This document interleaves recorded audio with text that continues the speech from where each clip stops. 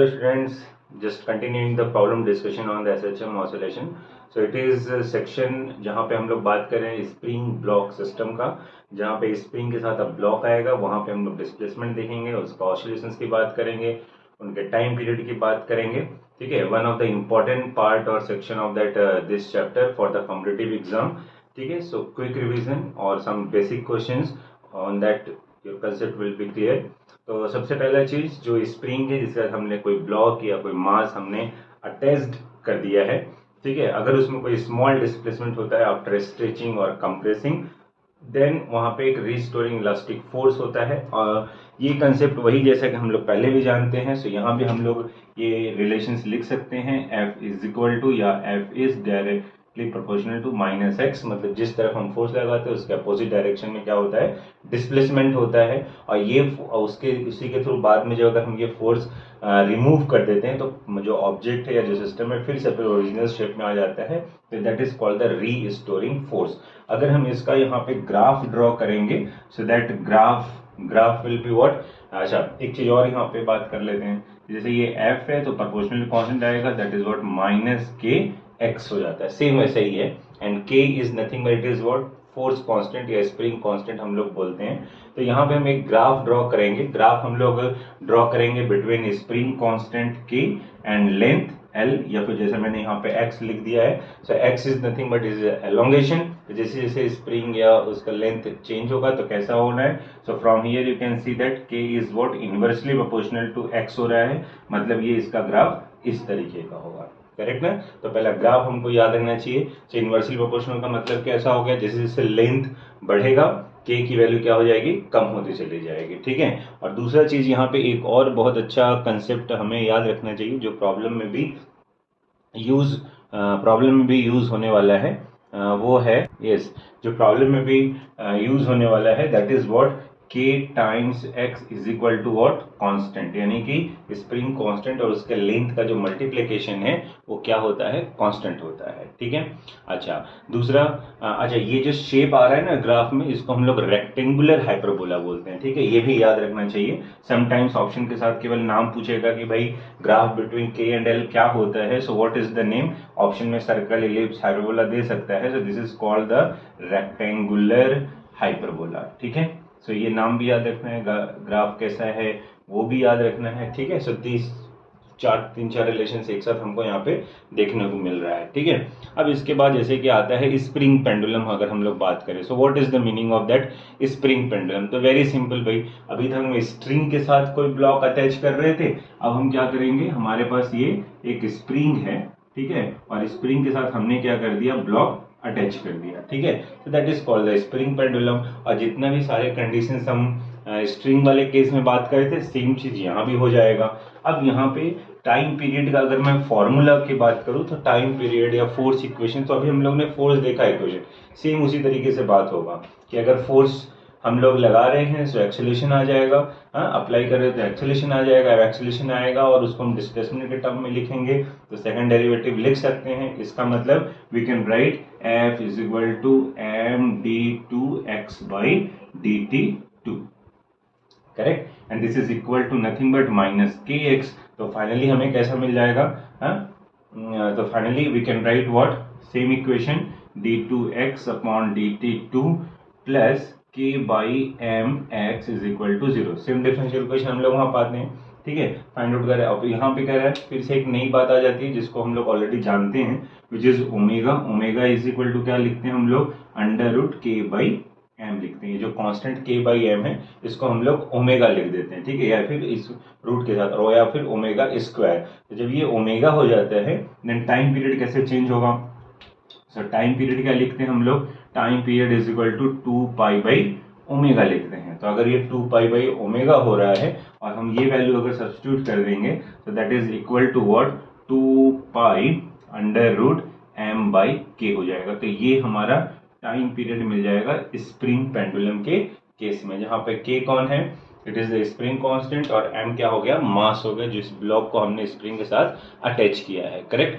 अच्छा, यहाँ से जब टाइम पीरियड हमको पता चल गया तो हम लोग फ्रीक्वेंसी भी फाइंड आउट कर सकते हैं. सो इट इज व्हाट 1/t हो जाएगा.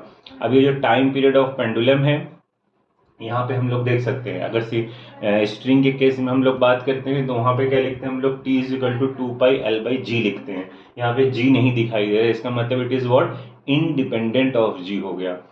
और अगर ये इंडिपेंडेंट ऑफ g हो रहा है तो यहाँ पे अगेन एक रिलेशंस और एक अच्छा कंसेप्ट आपको समझ में आना चाहिए कि भाई g नहीं है, इसका मतलब आप इस स्प्रिंग पेंडुलम को कहीं भी ले जाइए, कहीं इन द सेंस आप अर्थ सरफेस से ऊपर ले जाओ, जैसे हिल स्टेशन पे ले जाकर अगर हम कोई इसका यूज कर रहे हैं या फिर हम नॉर्मल सरफेस पे आके यूज कर रहे हैं तो टाइम पीरियड में कोई भी फर्क नहीं पड़ेगा। जबकि t इज 2π/L/g के केस में क्या होता है, एज हाइट के साथ g की वैल्यू अगर वेरी कर रही है तो t की वैल्यू वेरी करेगी। फिलहाल स्प्रिंग वाले केस में ये चीज नहीं होता है, इंडिपेंडेंट ऑफ g होता है। और फिर हम सैटेलाइट, मून, कहीं भी अगर जाके अगर इसको यूज करेंगे तो टाइम पीरियड में कोई भी फर्क नहीं पड़ेगा। Second important thing. अच्छा, अब ये जो अरेंजमेंट हम लोग यहाँ पे देख रहे हैं ये नॉर्मल या बेसिक बोल सकते हैं। अब इसको हम अलग अलग जगह पे अटैच कर सकते हैं, ठीक है ना, और बात किया जा सकता है। जैसे फॉर एग्जांपल अगर मैं एक इंक्लाइंड प्लेन ले लेता हूँ, ठीक है, और इस इंक्लाइंड प्लेन पे मैं क्या करूँ कि पेंडुलम यानी कि स्प्रिंग पेंडुलम अटैच कर देता हूँ, ठीक है, ये रहा एम और फिर ये स्प्रिंग। तो इस तरीके से भी हम रख के क्या कर सकते हैं, फाइंड आउट कर सकते हैं टाइम पीरियड। तो जो स्प्रिंग पेंडुलम ऑसिलेट कर रहा है इन वर्टिकल प्लेन, ठीक है, is made to oscillate on a horizontal surface और an inclined plane, then time period will remain unchange. फिर से वही बात आ गई, करेक्ट ना, क्योंकि न्यूटन्स लॉज ऑफ मोशन में ये सारी चीजें हम लोग देख रखे हैं कि अगर हम अलग अलग केस में जाते हैं तो जब इक्वेशन बैलेंस करते हैं तो जी उसमें इन्वॉल्व होता चला जाता है। अब फिलहाल यहाँ पे जी है ही नहीं, तो फिर जो टाइम पीरियड है आप अगर इसको हॉरिजॉन्टल सरफेस पे रखते हैं, आप इसको वर्टिकल ले रहे हैं या फिर इंक्लाइन ले रहे हैं, in all case time period की वैल्यू चेंज नहीं होने वाली है। तो again one of the basic things, हाँ, याद रखते चलना है। बाकी हम लोग फॉर्मूला से देख चुके हैं, सो उस चीज को मैं यहाँ पे ज्यादा बात नहीं कर रहा हूँ। मतलब कैसा कि t is what, directly proportional to root m, t is inversely proportional to under root k। तो छोटे छोटे प्रॉब्लम इस तरीके से हो सकते हैं जहाँ पे हम लोग इस तरह के कंसेप्ट यूज करेंगे, ठीक है।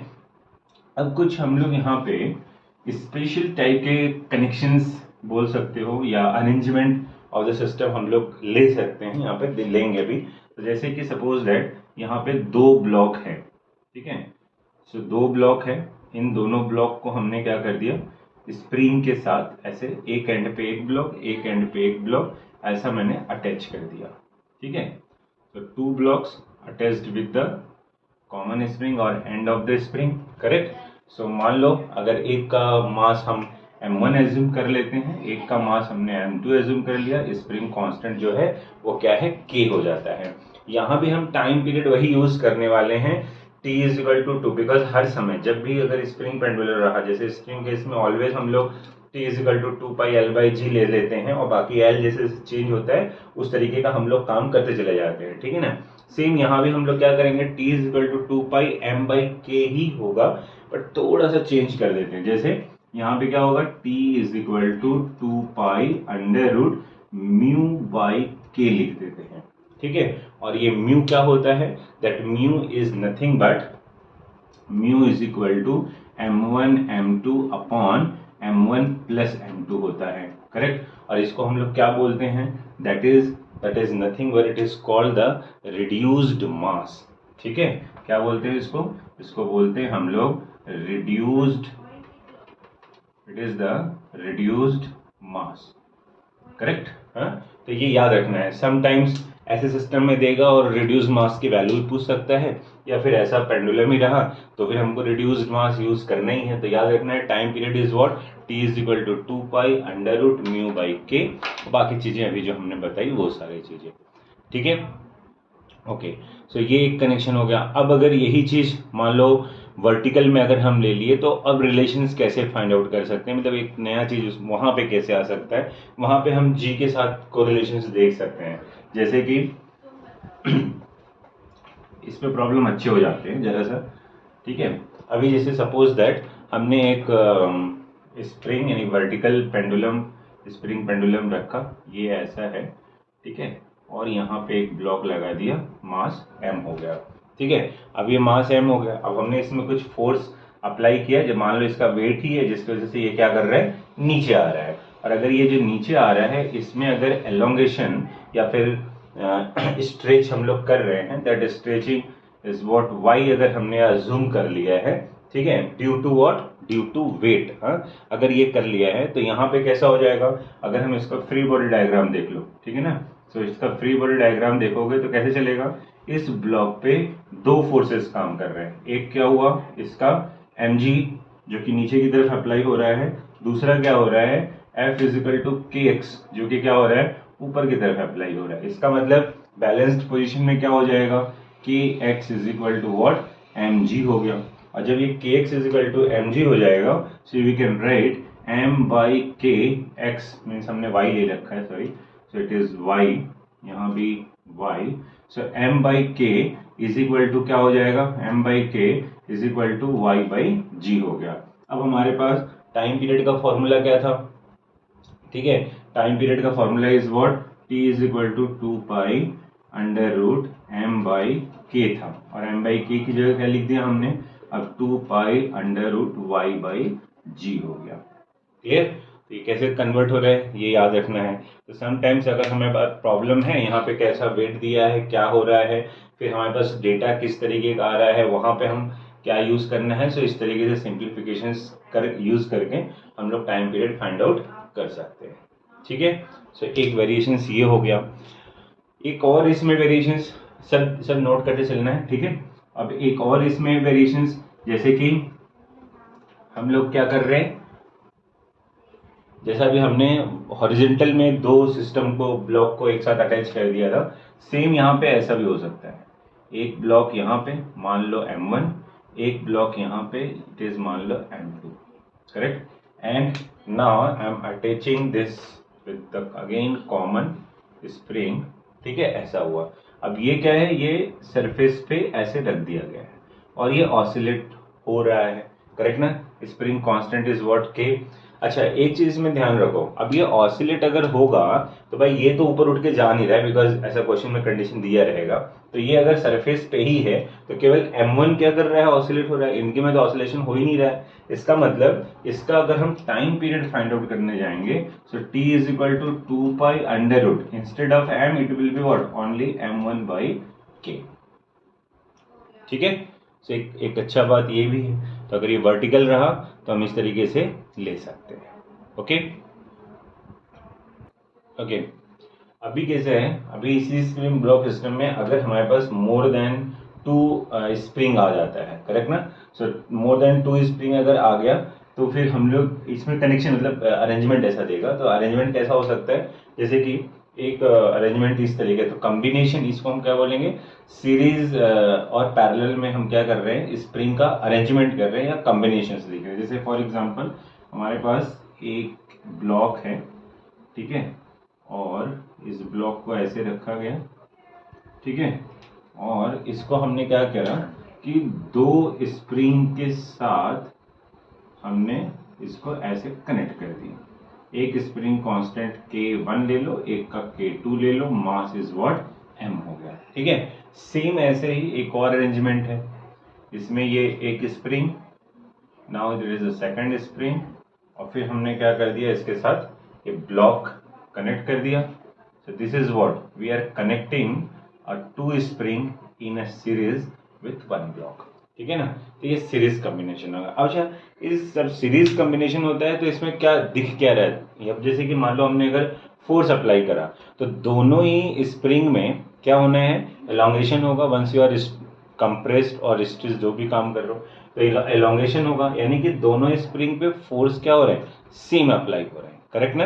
अब स्प्रिंग कांस्टेंट अलग है, इसलिए यहाँ पे जो लेंथ होगा वो भी क्या हो जाएगा, अलग अलग हो जाएगा। सो फर्स्ट थिंग, अगर हमने F लिखा मान लो फर्स्ट वाले स्प्रिंग के लिए, तो that F is equal to what, you can write K1 X1। दूसरे के लिए लिखेंगे, so that is what F K2 X2, and we know that कि भाई जो टोटल लेंथ होगा, बिकॉज ये सीरीज में है, सो टोटल लेंथ जब फाइंड करोगे so will be what x is equal to x1 plus x2, so that x is nothing but equivalent length भी बोल सकते हो। और तो अब ये x क्या होगा, that it will be total force upon what k, and this k is what equivalent k।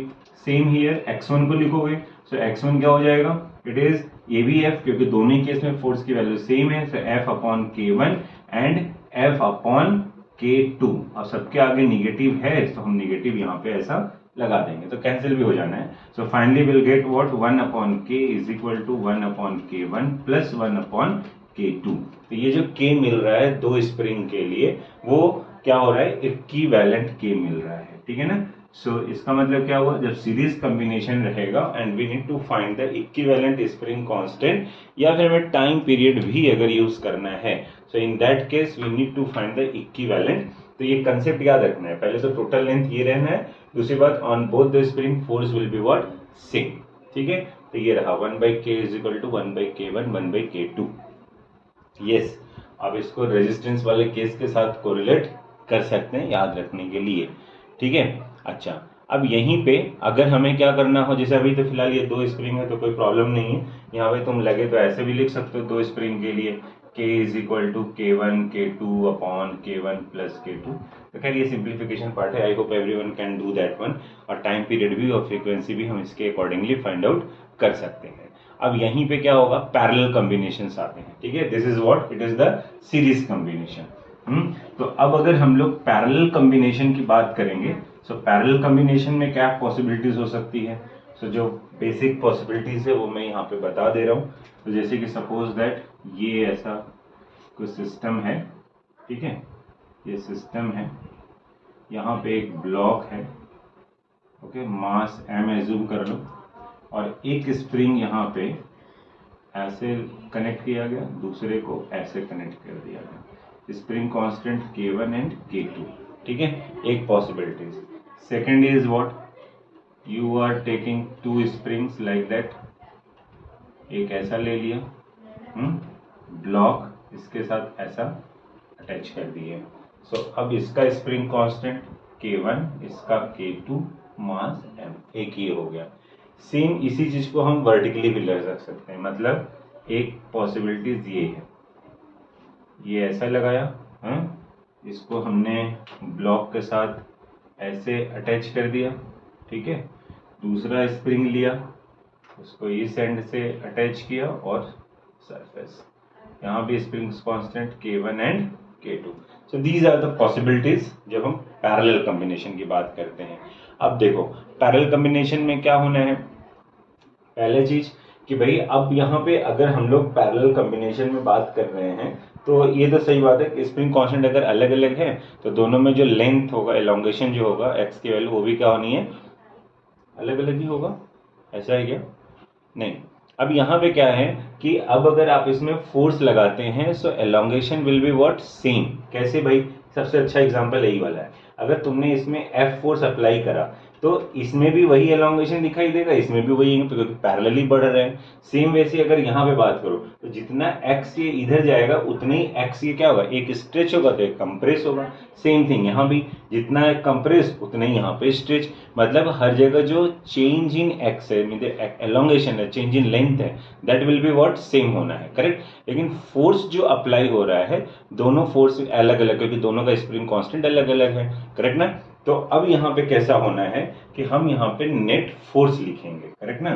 So that net force is what, it is F is equal to F1 plus F2, correct, F1 plus F2, और F क्या हो गया, net force, तो हम इसको लिख देते हैं कि KX, और F1 is what, मतलब minus KX, this is minus K1 X because X will be same, and this is also minus K2X. Finally we'll get what, K equivalent K1 plus K2, मतलब जितने भी parallel रहेंगे उनका जो summation हम spring constant का लेंगे, that will give you what, net या इक्विवेलेंट स्प्रिंग कांस्टेंट, ठीक है। तो हम लोगों ने यहाँ पे सीरीज और पैरेलल की पॉसिबिलिटीज भी देख ली, टाइम पीरियड भी देख लिया, करेक्ट ना। तो इसी तरीके से हम टाइम पीरियड में भी अरेंज कर सकते हैं, एंगुलर फ्रीक्वेंसीज में भी अरेंज कर सकते हैं, बट मोर देन स्प्रिंग्स अगर रहेगा तो हमें पहला काम क्या करना है, इक्विवेलेंट स्प्रिंग कांस्टेंट यानी कि K की वैल्यू फाइंड आउट करेंगे, ठीक है। सो आई होप ये स्प्रिंग ब्लॉक सिस्टम में जो भी कंसेप्ट है रिवीजन है। So now will go for the problems, देखते हैं प्रॉब्लम कैसे आना है, लेट्स सी। ओके, अब आते हैं प्रॉब्लम पे। तो प्रॉब्लम मतलब मैं एकदम ही बेसिक प्रॉब्लम नहीं बात कर रहा हूँ कि भाई मास गिवन है और के की वैल्यू गिवन है, फाइंड द टाइम पीरियड, ऐसा काम नहीं कर रहे, थोड़ा सा एक लेवल ऊपर चले जा रहे हैं। तो अब मैं एक अच्छा क्वेश्चन है, दो कंसेप्ट में एक साथ सिखाएगा। जैसे कि मैं क्वेश्चन रीड करता हूँ। क्वेश्चन इज गिवन व्हाट कि one body is suspended from a spring of length L, spring constant K and has time period T. ठीक है, लेंथ एल है, टाइम पीरियड टी है। Now if spring is divided in two equal parts which are joined in parallel and the same body is suspended from this arrangement। ठीक है, सो हमें time period बताना है और डिस्प्लेसमेंट बतानी है। सबसे पहले देखो, अगर हमारे पास एक स्प्रिंग है, ठीक है, इस स्प्रिंग को इसने क्या किया, इसका लेंथ उसने बोला कि ये एल लेंथ है। ठीक है, स्प्रिंग का लेंथ कितना है, स्प्रिंग का लेंथ इज व्हाट एल, इसने बोल रखा है। Okay, no problem. फिर इसको क्या कर दिया, दो इक्वल पार्ट में ब्रेक किया। अब दो इक्वल पार्ट में हमने इस स्प्रिंग को ब्रेक कर दिया और पैरेलल में फिर ब्लॉक को हम इसके साथ कनेक्ट कर देते हैं। ठीक है, सो पैरेलल में हम क्या कर रहे हैं, ब्लॉक को ऐसे कनेक्ट कर दिया, यानी कि अब इसका जो स्प्रिंग कांस्टेंट होगा, हाँ, वो क्या होगा पहले ये सोचना है। तो एक क्वेश्चन अकेले ये भी हो सकता है कि अगर हमारे पास एल लेंथ का स्प्रिंग है, उसको हमने अगर टू इक्वल पार्ट्स में ब्रेक कर दिया, then what will be the spring constant. ये अलग से बताने के लिए भी क्वेश्चन छोटा सा पूछा जा सकता है। तो इसीलिए इस क्वेश्चन में दो चीजें एक साथ आ गई, एक तो स्प्रिंग को कट भी कर रहा है, दूसरा क्या कर रहा है, उसी को हम लोग पैरेलल लगा भी दे रहे हैं। तो कैसे हम लोग फाइंड आउट करेंगे ये देखना है। तो पहले हम बात करते हैं के की। तो बड़ा अच्छा है जो हम लोग ने स्टार्टिंग में पढ़ा कि के इज व्हाट, के और length is equal to what, constant, ऐसा हम लोगों ने पढ़ा, करेक्ट ना। तो अब यहाँ पे मान लो कि अगर दोनों का K1 और K2 है, करेक्ट ना, सो ये क्या होगा, K1 L1 is equal to K2 L2, correct. मान लो दो इक्वल पार्ट किया, स्प्रिंग कांस्टेंट चेंज होगा, सपोज दैट। तो ये क्या है, L/2 K2 K1 L/2, correct. सो L/2 क्या हो गया, कैंसिल, मतलब K1 is equal to K2 हो गया। अब K1 is equal to K2 होगा क्या ऐसा, नहीं होगा। ठीक है, सो यहां पे हम लोग क्या बात कर रहे हैं कि अगर उसको दो इक्वल पार्ट्स में, तो K is what, K is inversely proportional to L होता है, करेक्ट ना, इनवर्सली प्रोपोर्शनल टू L होता है। तो अगर हम यहाँ पे उसका जो ओरिजिनल कांस्टेंट है K है, स्प्रिंग का ओरिजिनल, ठीक है, और बाद में उसको क्या कर दिया, हमको फाइंड करना है, मान लो K1 is equal to what, ये L/2, दूसरा क्या L, करेक्ट ना, ओरिजिनल L/2। तो K1 इज इक्वल टू क्या हो गया, दैट इज 2 टाइम्स K हो गया। ठीक है, दैट इज वेरी सिंपल, याद भी रखना है कि अगर L लेंथ के स्प्रिंग को दो इक्वल पार्ट्स में अगर हम डिवाइड कर देते हैं, तो ईच पार्ट का जो स्प्रिंग कांस्टेंट है वो ओरिजिनल स्प्रिंग कांस्टेंट का डबल या ट्वाइस हो जाता है। क्लियर। तो पहला क्वेश्चन, तो ये याद रखना है कि कैसे हम बात करें। इसका मतलब क्या हुआ कि इसका स्प्रिंग कांस्टेंट 2K और इसका भी स्प्रिंग कांस्टेंट 2K, करेक्ट। अब जबकि हम इसको पैरेलल में ऐड कर रहे हैं, तो अभी भी हमने देखा कि पैरेलल में जब ऐड करते हैं तो जो K इक्विवेलेंट होता है, ठीक है, याद रखना है क्वेश्चन का ये एक पार्ट ये है, हाँ, यस। अब हम K इक्विवेलेंट अगर हम लिखते हैं, सो will be what, K1 plus K2 means 2K plus 2K, that becomes what, 4K, is it, 4K हो गया। अब अगर इसका 4K हो गया, तो अब हमें क्या करना है, टाइम पीरियड बताना है। सो टाइम पीरियड के लिए हम लोग कैसे क्या करेंगे, यहाँ पे आते हैं। अब अगर पहले क्या है, स्प्रिंग कांस्टेंट अगर उसका K रहता है, तो time period will be what, 2 pi under root m by K रहेगा। ठीक है, अब अगर हमने ऐसे दो अलग अलग काम कर दिए हैं, मतलब ऐसे पैरेलल कॉम्बिनेशन लाया है, तो एट दैट टाइम पैरेलल के केस में TP suppose that 2 pi under root m upon K equivalent, K equivalent will be what, 4K। यहाँ पे देख रहे हैं रूट के बाहर आएगा, 4 है तो 2 हो जाएगा। इसका मतलब TP can be written as T/2 by this equation, correct. इसका मतलब क्या हुआ कि जो पैरेलल में जो हमने कनेक्शन किया है उसका टाइम पीरियड क्या हो जाएगा, ओरिजिनल वाले के टाइम पीरियड का हाफ हो जाएगा। क्लियर। तो यहाँ पे दो चीजें हम लोग यूज कर रहे हैं। पहले तो जब हम लेंथ पार्ट अलग अलग करते हैं तो इसी अच्छा ये वाला याद रखना है। मान लो कभी कभी बोलेगा कि एक बार 3/4 है तो एक L/4 है, तो क्या होना है, तो वैसे चेंज हमको करना पड़ेगा। K1 K2 की वैल्यू समय अलग अलग हो जाएगी, ठीक है ना। तो एक छोटा सा प्रॉब्लम ये और एक प्रॉब्लम ये, तो दो प्रॉब्लम को यहाँ पे एक साथ मिक्स कर रहे हैं, ठीक है।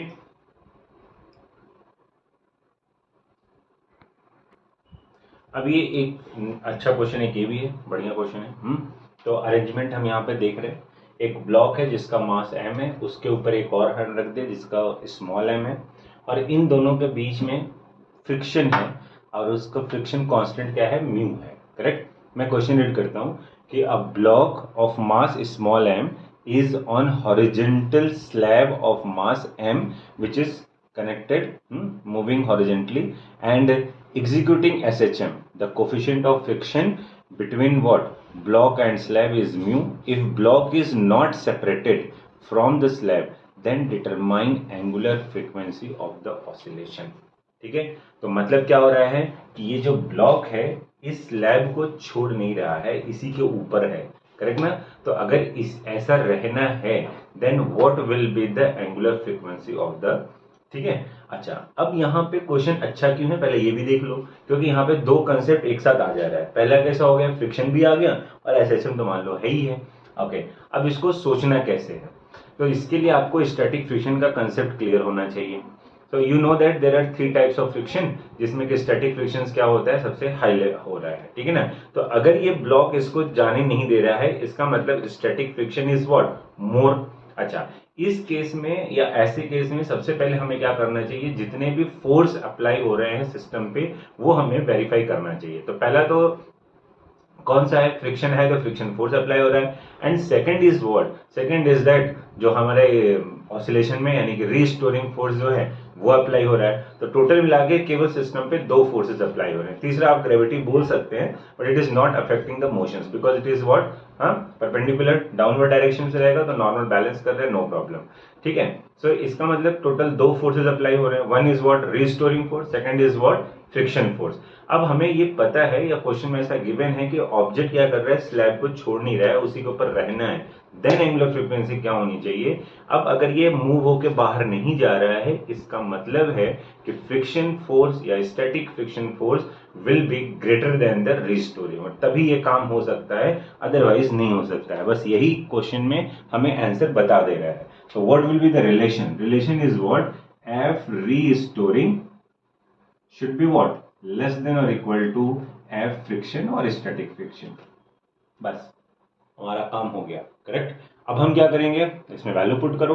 तो जो ये रीस्टोरिंग फोर्स हम लोग यहाँ पे बात कर रहे हैं, that restoring force will be what, भाई अगर मोशन में आ रहा है तो एम ए करेंगे, और स्टैटिक फ्रिक्शन मैक्सिमम है, यानी कि इसको रिमूव करने के लिए हमें मैक्सिमम एक्सीलरेशन चाहिए, सो ए मैक्स होना चाहिए equal to sine, and this is what m friction. Static friction क्या होता है, म्यू नॉट एन होता है, और अगर यहाँ पे बात करो तो एन इधर जाएगा और इसका एम जी इधर लगेगा, तो एन को कौन बैलेंस किया, m g, so mu m g लिखेंगे, करेक्ट। एम कैंसिल हो गया। अब आया एक्सेलरेशन मैक्सिमम है, तो एक्सेलरेशन मैक्सिमम का मतलब क्या हुआ, ओमेगा स्क्वायर और उसका amplitude, that is what less than equal to mu g हो गया, करेक्ट ना। तो अगर उसका एम्पलीट्यूड ए है then omega is what, it is less than equal to under root mu g by A. So this is what it is the angular frequency. So nice question, ठीक है। सो ये relation सबसे important है। थोड़ा सा friction का concept clear होना चाहिए, तभी ये रिलेशन लिख सकते हैं, अदरवाइज नहीं लिख सकते हैं, क्योंकि ऑप्शन में केवल ये नहीं रहेगा, ऑप्शन में ऐसा कंडीशन रहेगा, करेक्ट ना। लेस देन इक्वल टू रहेगा, ग्रेटर देन रहेगा, इक्वल टू रहेगा, ठीक है ना, या रेसिप्रोकल रहेगा, तो ऐसे रहेंगे। तो ये इनइक्वालिटी कैसे आएगा, वो जब ये रिलेशन जानेंगे तभी आएगा। ओके ओके, एकदम बेसिक क्वेश्चन पे ही बात कर रहे हैं, फोकस कर रहे हैं, वहीं से कंसेप्ट बड़े बड़े निकल के आ रहे हैं, क्योंकि यू नो दैट नीट में कैसा करना है, नीट में टोटल 45 क्वेश्चंस ही हैं, करेक्ट ना, और उसमें से भी आपको ऑलमोस्ट या करीब करीब अप्रोक्सीमेटली 1 मिनट एक क्वेश्चन पे मिलेंगे, तो ऐसे छोटे कंसेप्चुअल क्वेश्चंस हैं, ठीक है ना, तो वो याद रखना है। अभी देखो, अब block of mass attached from spring, जैसा कि अब हम लोग सिस्टम में देख रहे हैं, और इसका स्प्रिंग कांस्टेंट k है, और dropped from its natural length, find the amplitude of SHM. तो यहाँ पे स्प्रिंग कांस्टेंट k है, v इज इक्वल टू 0 है, हाँ मोशन नहीं कर रहा है।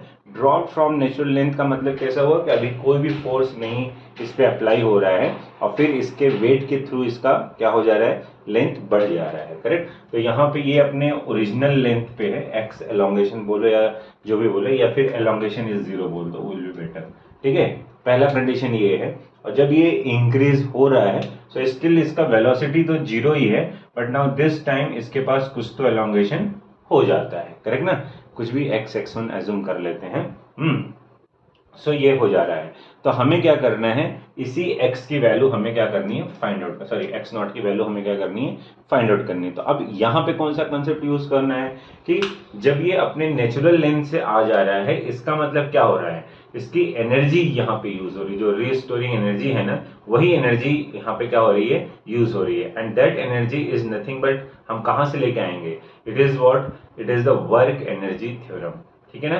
So that work is what equal to change in kinetic energy, change in potential energy, जैसा भी रहेगा वो हम यूज कर सकते हैं, ठीक है। तो यहाँ पे कौन सी एनर्जी है, स्प्रिंग एनर्जी है। So that work done is equal to what, spring energy, यानी वहीं पे पोटेंशियल एनर्जी क्या रहेगा, सेम हो जाएगा, ठीक है। तो अब अगर हम इसको यहाँ पे वर्क एनर्जी थ्योरम से बात करेंगे, सो वर्क एनर्जी थ्योरम की वजह से क्या होगा कि यहाँ पे वर्क कौन कर रहा है, वो जो ऑब्जेक्ट यहाँ पे लगा रखा है वो वर्क कर रहा है। तो कितना फोर्स लगाया, mg फोर्स लगाया, कितना हाइट नीचे आ रहा है, x हाई रहा है, इसका मतलब कि क्या हो गया, mgx0, correct, and this is equal to what, one of the energy is here, that is what, it is the potential energy, and which is equal to what, half k x square या x naught square, clear। और हमें क्या चाहिए, x naught, so x naught is equal to what, it is 2mg by k, very simple। और यही x naught कौन है, this is nothing but it is the amplitude, जब वो अपने नेचुरल लेंथ से नीचे आ रहा है। अगर कुछ और कंडीशन देता है कि मोशन में है XYZ कुछ है, तो उसके अकॉर्डिंग हम कंडीशन यूज करेंगे। अदरवाइज वेरी सिंपल, एनर्जी को कंपेयर करिए, कंजर्व करिए और आंसर लाइए, क्लियर।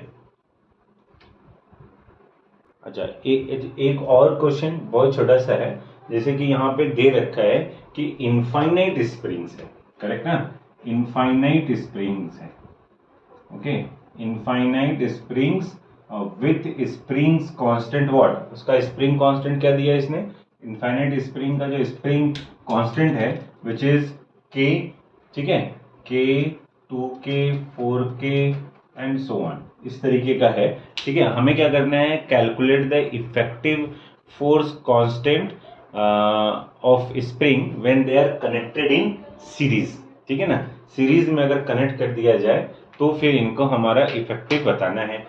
अच्छा, इस तरीके के ना कॉमन क्वेश्चन तुम्हें ग्रेविटेशन में भी मिलेंगे, पोटेंशियल के साथ मिलते हैं। हाँ, ग्रेविटेशन में हमें इलेक्ट्रिक बोल रहा हूँ, ये फोर्स फाइंड आउट करने के लिए भी मिल जाते हैं, ग्रेविटेशनल कांस्टेंट के लिए भी मिल तो आता है, इवन इलेक्ट्रोसिटिक के चैप्टर में भी जाते हैं तो इस तरीके के क्वेश्चंस मिल जाता है, ठीक है। वहां पे मास, वहां पे चार्ज, यहाँ पे स्प्रिंग कांस्टेंट, और सॉल्व करने का तरीका हर जगह एक ही रहता है, ठीक है। अच्छा, एज इट इज गिवन कि ये infinite springs are connected in what, series हो रहा है, इसका मतलब 1 अपॉन यानी कि k equivalent is equal to what, 1 upon k1, 1 upon k2, 1 upon k3, so on, कहां तक करोगे, इनफाइनाइट तक चला जाएगा, ठीक है। Everyone can see that 1/k common है, सो अब क्या आएगा, 1/2, 1/4 अप टू क्या, इनफाइनाइट। अभी समझ में आ रहा है, ये क्या हो गया, इनफाइनाइट तक हम सम फाइंड कर रहे हैं, and that series becomes what, that series becomes the GP. तो जीपी का इनफाइनाइट सम का formula I hope you have remembered. तो ये क्या होता है, जीपी में S infinity is equal to a upon 1 minus r होता है, करेक्ट ना। यहाँ पे r क्या है, लेस देन 1 है, 1/2 अपॉन 1, सो 1/2 आ रहा है विच इज लेस देन 1, तो वहाँ पे 1 माइनस r, वैसे भी इनफाइनाइट में 1 माइनस r ही रखते हैं हम लोग, ठीक है। सो this is what, it is 1, first term 1, 1 minus 1/2, this again gives the 1/2, मतलब ये क्या आ जाएगा, 2/k आ जाएगा, करेक्ट। तो k equivalent is what, 2/k, इसका मतलब ये हुआ कि k इक्विवेलेंट इज k/2। तो ये थोड़ा सा मैथमेटिकल पार्ट यहाँ पे इन्वॉल्व हो जाता है, सो इस तरीके का एक छोटा सा क्वेश्चन फिर से आता है, ठीक है। So very simple. सो इस तरीके के जो भी छोटे प्रॉब्लम है, कुछ फार्मूला बेस्ड रहेंगे, थोड़ा सा कुछ कंसेप्चुअल बेस्ड रहेंगे, ठीक है। तो इन सब चीज़ों को ध्यान रखना है। और छोटे छोटे प्रॉब्लम है, आई होप सब अंडरस्टूड होगा सबको। If there is any doubt you can message me on this 3 social sites you have, YouTube है, इंस्टाग्राम है, फेसबुक है, कहीं भी आप जा सकते हैं, ठीक है, और क्वेश्चंस पूछ सकते हैं। नेक्स्ट वाले लेक्चर में कुछ अभी इसमें 2 चीज सेलेक्टेड और पार्ट बच गया है, so will finish it in the next lecture. Okay, good bye.